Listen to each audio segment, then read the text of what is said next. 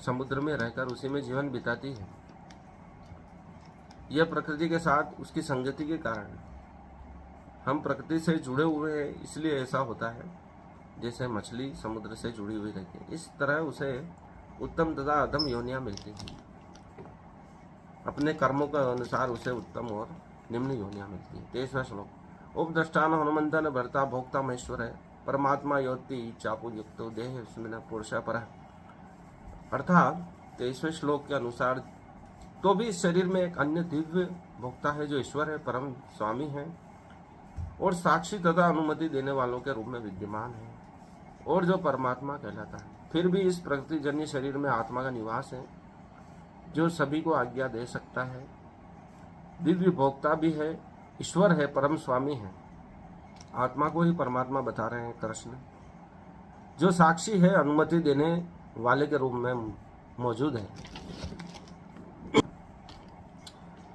24वां श्लोक। यह एवं व्यक्ति पुरुषम प्रकृतिम च गुणे सह सर्वथा वर्तमानोपि न स भूयोपि भी जायते।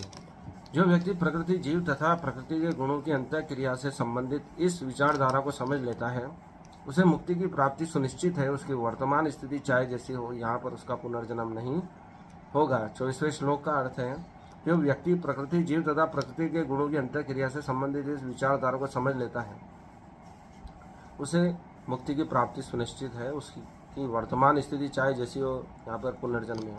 ये ठीक एक वैज्ञानिक की भांति कृष्ण बात कर रहे हैं। तुम प्रकृति और अब इस शरीर आत्मा के रहस्य को समझ जाते हो तो उसकी मुक्ति हो जाती है, उसका पुनर्जन्म नहीं होता है।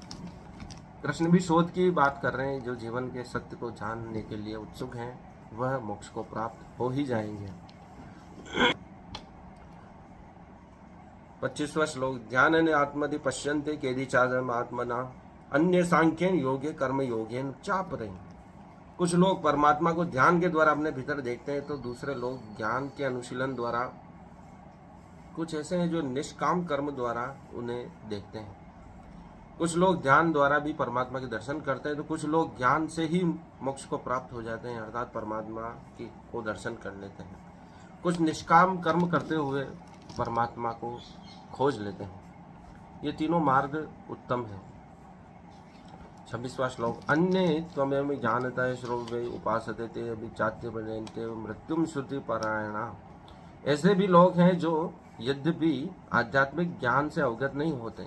26वें श्लोक में भगवान कहते हैं, ऐसे भी लोग हैं यद्यपि आध्यात्मिक ज्ञान से अवगत नहीं होते, अर्थात वह उसकी जानकारी नहीं